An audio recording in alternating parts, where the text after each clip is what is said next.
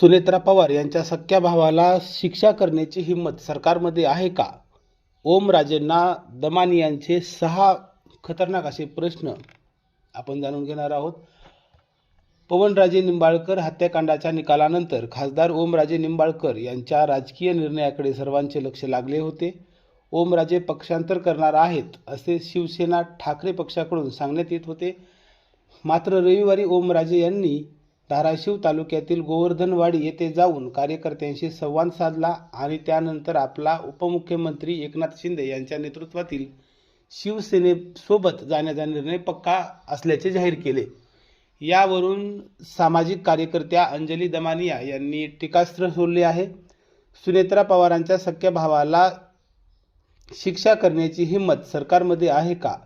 स्वतःच्या वडिलांच्या हत्येचा ठपका ज्या पक्षातील आमदाराच्या वडिलावर आहे त्यांच्याच युतीत सामील होण्याचा निर्णय ऐन फादर्स डेलाच घेतला, अशा शब्दात दमानियांनी विरोधाभास अधोरेखित केला. सोशल मीडियावर त्यांनी काही प्रश्न ओमराजेंना विचारले. ज्या आरोपीवर त्यांच्या स्वतःच्या वडिलांच्या हत्येचा ठपका होता त्याच आरोपीचा मुलगा या युतीत आमदार आहे. त्याच युतीत आता ओमराजे सामील होणार का?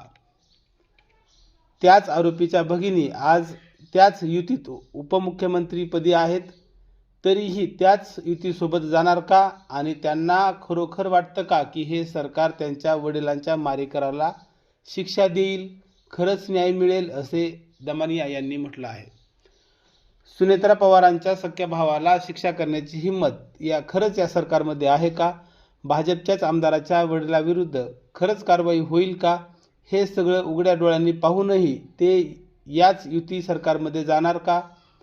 वडिलांसाठी न्यायासाठी लढण्याऐवजी एका मुख्यमंत्रीपदापायी शरणागती पत्करणार आहेत का, असे बोचरे सवाल अंजली दमानिया यांनी ओमराजे निंबाळकर यांना विचारले आहेत. पक्ष सोडताना ओमराजे नेमकं काय म्हणाले तेही आपण जाणून घेऊ. गेल्या 7 वर्षापासून मी विरोधी पक्षात आहे. खासदार असूनही लोकांची कामं करण्यास अडचणी येत आहेत. लोक काम कसं घेऊन येतात, पण दरवेळी त्यांना यावेळी मंजूर होणार नाही असं किती दिवस सांगायचं? सत्तेत राहिल्याविना विकास होत नाही. मतदारसंघाचा विकास आणि लोकांच्या अडचणी दूर करण्यासाठी मी शिवसेनेत जाणार आहे.